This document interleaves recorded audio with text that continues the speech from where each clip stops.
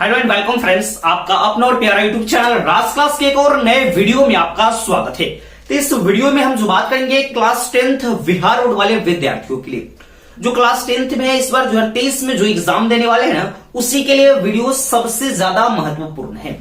तो इसमें हम जो बात करेंगे साइंस के बारे में बात करेंगे। पिछले 3 वीडियो में हम बात कर चुके हैं जो साइंस है क्लास 10th की, उसकी जो महत्वपूर्ण प्रश्न है उसमें हम 3 वीडियो में पूरा मिलाकर 30 प्रश्न के बारे में पूरा एकदम डीपली हम बात कर चुके हैं मेरे दोस्त। तो यह जो वीडियो है उसी का पार्ट यह 4 है, पार्ट 4। यानी हर एक पार्ट में हम 10-10 प्रश्न के बारे में डिस्कस करते हैं जो आपके बोर्ड एग्जाम के लिए सबसे ज्यादा महत्वपूर्ण प्रश्न है। वैसे ही प्रश्न को हम यहाँ पे डिस्कस करते हैं, आपको समझाते हुए चलते हैं, क्योंकि इसमें होता क्या है। और क्लास 10th जो है इस क्योंकि 2 सिटिंग में होते हैं। बहुत विद्यार्थी कमेंट इसमें करते हैं कि सर ये फर्स्ट सिटिंग के लिए है कि सेकंड सिटिंग के लिए। मेरे दोस्त यह दोनों सिटिंग के लिए हम पूरा अच्छे प्रकार से इसको तैयार किया गया क्वेश्चन है। आपके दोनों सिटिंग को ध्यान में रखते हुए इस प्रश्न को हम यहाँ पे रेडी किए हैं, जो इसमें 70 से 80 प्रश्न के आसपास है, जो आपको लगातार वीडियो इस तरह से मिलता है कि पार्ट बाय पार्ट उसमें आपकी पूरी इसकी जो लघुत्तरीय दीर्घोत्तरीय प्रश्न है पूरा जितना प्रश्न है सभी को हम डिस्कस कर लेंगे। ये वीडियो फर्स्ट यानी पार्ट 4 है। तो पहले हम प्रश्न को डिस्कस करते चलेंगे, एकदम अच्छे प्रकार से आपको समझाते हुए चलेंगे। अगर जो इसका आंसर नहीं हो तो आप क्वेश्चन 9 के इधर उधर से जहां पे आप ऑफलाइन क्लास पढ़ते होंगे वहां पे इसका आंसर लिखाया गया होगा, नहीं तो क्वेश्चन 9 से लिख लीजिएगा। अगर जे वहां से भी नहीं आता है समझ में तो हमें कमेंट सेक्शन में कमेंट कीजिएगा कौन कौन सा क्वेश्चंस का आपको आंसर चाहिए, और वैसा होगा तो हम पूरे क्वेश्चन का एक वीडियो आपको एक लॉन्ग वीडियो पूरा दे दूंगा जो आपको पूरा अच्छे प्रकार से समझ में आ जाएगा। वहां से लिखकर आप याद करके बहुत बढ़िया से बढ़िया नंबर ला सकते हैं मेरे भाई। तो चलिए पहला नंबर क्वेश्चन क्या आता है कि उत्तम ईंधन के विशेषता हो या लक्षण हो। क्वेश्चन दोनों तरह से पूछेंगे। क्वेश्चन पूछ सकते हैं कि उत्तम ईंधन की 2 विशेषताएं को लिखे, चाहे 2 लक्षण को लिखे, चाहे लक्षण लिखे, चाहे विशेषता लिखे। इसका आंसर हो जाएगा यह आसानी से उपलब्ध होनी चाहिए, प्रचुर मात्रा में उपलब्ध होनी चाहिए, जलने के बाद यह प्रदूषित नहीं करना चाहिए, यानी क्या कहते हैं जिसको धुआं नहीं निकलना चाहिए, यही सब कुछ इसमें लिखना है। फिर आता है दूसरा क्वेश्चन है 32 नंबर जीवाश्म ईंधन क्या है। तो पृथ्वी के अंदर लाखों वर्ष पहले पृथ्वी के अंदर यानी अवशेष पदार्थ को, यानी पेड़ पौधे हो जीव जंतु हो, इसके अवशेष जो पदार्थ है पृथ्वी के अंदर लाखों वर्ष दबे रहते हैं, उससे जो पदार्थ निकल के आता है ना, उसी को हम लोग कौन सा पदार्थ कहते हैं, कौन सा ईंधन कहते हैं, उसी को हम जीवाश्म ईंधन कहते हैं मेरे दोस्तों। फिर आता है कि विद्युत मोटर के सिद्धांत को लिखे। तो विद्युत मोटर का सिद्धांत यह विद्युत धारा का चुंबकीय प्रभाव के सिद्धांत पर कार्य करता है, और यह विद्युत ऊर्जा को चुंबकीय ऊर्जा में परिवर्तित कर देता है। चाहे ये जो है ना, इसको देख लीजिएगा, विद्युत मोटर का सिद्धांत क्या है उसको देख लीजिए। फिर आता है कि विद्युत धारा क्या है, यानी विद्युत धारा से आप क्या समझते हैं, विद्युत धारा क्या होता है, और इसका एसआई मात्रक लिखना है। तो विद्युत धारा यानी किसी विभवांतर के तहत, यानी जो धारा हम प्रवाहित कर रहे हैं उसी के विभवांतर जो होता है ना, उसी के तहत आवेशों के जो आवेश यानी धारा जो प्रवाहित हो उसके सतत प्रवाह को, धीरे धीरे जो प्रवाह होता है ना, उसी को हम लोग विद्युत धारा कहते हैं। फिर से समझेंगे इसकी परिभाषा को, यानी किसी आवेशों के तहत विद्युत धारा के सतत प्रवाह को, यानी विद्युत के सतत प्रवाह को क्या कहते हैं, तो विद्युत धारा कहते हैं। आवेशों के यानी किसी विभवांतर के तहत आवेशों के सतत प्रवाह को क्या कहा जाता है, तो विद्युत धारा कहा जाता है।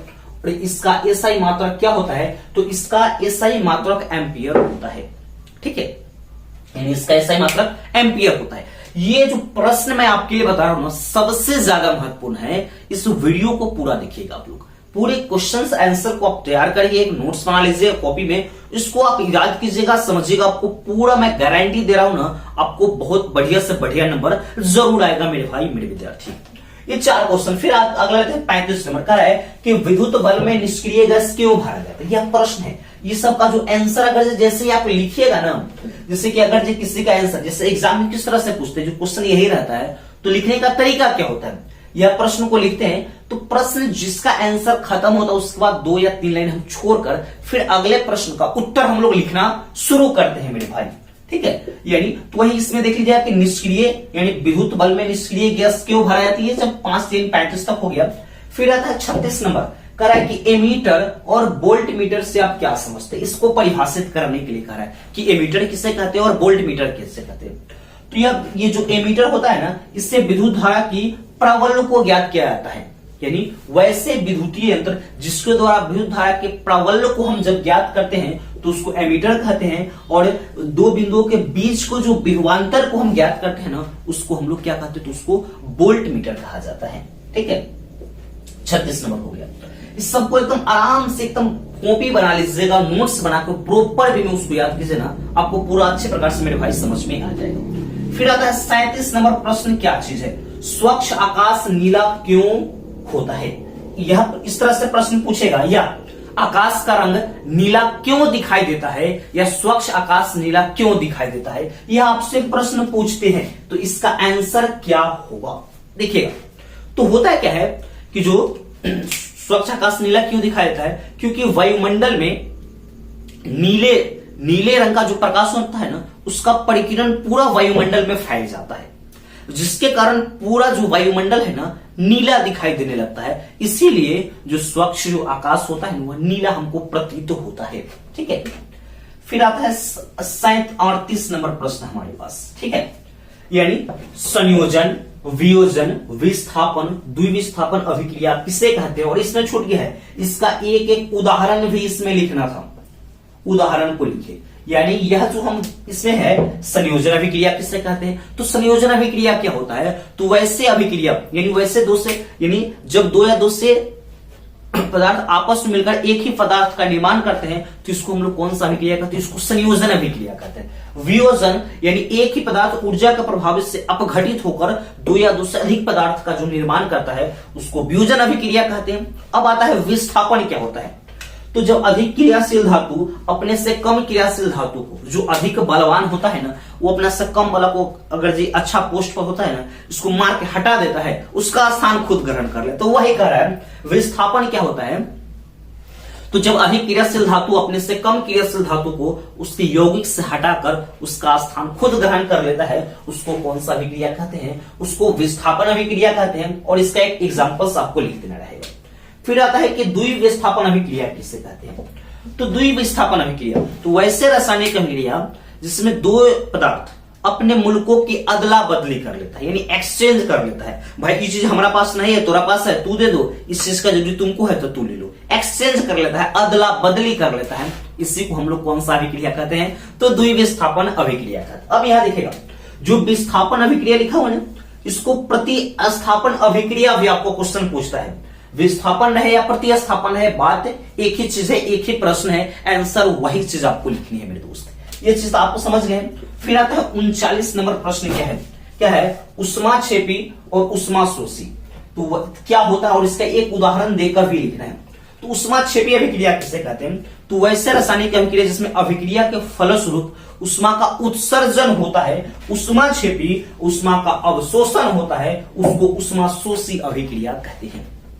फिर से समझेंगे, उष्माक्षेपी उष्माशोषी, उष्मा का उत्सर्जन होगा क्षेपी अभिक्रिया, उष्मा का अवशोषण होगा उष्माशोषी अभिक्रिया कहते हैं। फिर आ जाता है हमारे पास 40 नंबर और इस वीडियो का लास्ट नंबर, यह प्रश्न आता है, क्या कह रहा है प्रश्न कि धातु और अधातु में अंतर लिखना है, यानी धातु और अधातु दोनों में अंतर लिखना है। ठीक है, तो एक तरफ हम लोग धातु लिखते हैं, एक तरफ अधातु लिखते हैं, यह लिखते हैं ये ठोस अवस्था में होती है और अधातु ठोस द्रव गैस तीनों अवस्था में होती है। और होता है कि उष्मा एवं विद्युत का सुचालक होता है, लेकिन ये उष्मा एवं विद्युत का कुचालक होता है। लेकिन इसमें एक होता है, क्या होता है, ग्रेफाइट एक अपवाद है जो क्या विद्युत धारा के यानी सुचालक होता है। अब इसमें होता है क्या है, एक कमरे के ताप पर ठोस अवस्था में, लेकिन पारा एक अपवाद है जो द्रव अवस्था में होता है, वही चीज है। इसको पीटकर चादर बनाया जाता है, इसको इसके पीटने पर चूर चूर हो जाता है। इस तरह से इसकी लिखना, इससे ये सब आपको हो जाएगा। ये 10 प्रश्न यानी 31 से लेकर 40 तक जो हम प्रश्न आपके लिए डिस्कस कर रहे हैं, लगातार वीडियो में दे रहे हैं, आपके लिए सबसे ज्यादा मेरे दोस्त महत्वपूर्ण है 2023 में जो हमारे विद्यार्थी एग्जाम देने वाले हैं ना, उन सभी के लिए सबसे ज्यादा यह वीडियो भी महत्वपूर्ण है, यह प्रश्न भी महत्वपूर्ण है। इसलिए आपसे हम बार बार रिक्वेस्ट करते हैं कि हम जितने वीडियो दे रहे हैं आपके एग्जाम से रिलेटेड, इस वीडियो को आप हर एक जगह शेयर करें, अपने दोस्त रिश्तेदार उन्हीं के पास जो क्लास 10th की प्रिपरेशन कर रहे हैं सिर्फ उन्हीं के पास शेयर करना है, किसी दूसरे के पास शेयर नहीं करना है। जो क्लास 10th का प्रिपरेशन कर रहे हैं, जिसको नंबर अच्छा लाना है, क्योंकि नॉलेज के लिए बच्चा पूरा पढ़ लिया, लेकिन अब उसको मार्क्स लेना है, यानी नंबर को बिटोरना है। तो ऐसे ही मेरा वीडियो देखते रहिएगा, इस चैनल पर बने रहिएगा ना पूरा, आपको मैं गारंटी देता हूं कि बहुत अच्छा नंबर आपको आ जाएगा आपके एग्जाम में। इस वीडियो को देखिए,